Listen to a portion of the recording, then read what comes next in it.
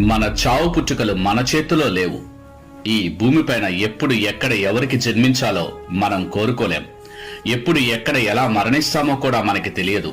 కనీసం ఈ శరీరంలో జీవించే జీవితమైన మన ఆధీనంలో ఉందా, లేక శరీరం లేని వేరొక ఆత్మలు మన దేహంలో చేరి మన జీవితాన్ని శాసిస్తున్నాయా?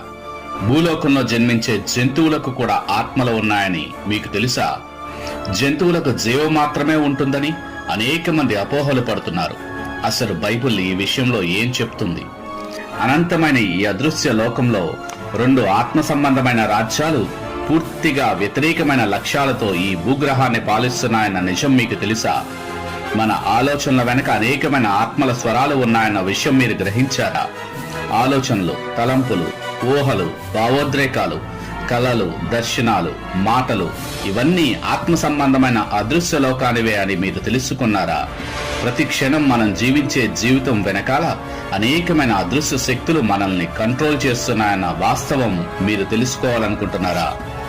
అయితే అన్సీన్ వరల్డ్, అదృశ్య లోకం అనే ఈ ఛానల్ ని సబ్స్క్రైబ్ చేసుకోండి. మీ జీవితంలో మీకు తెలియని అనేకమైన మర్మాలు తెలుసుకోండి. విజయంలో జీవించండి. Stay tuned.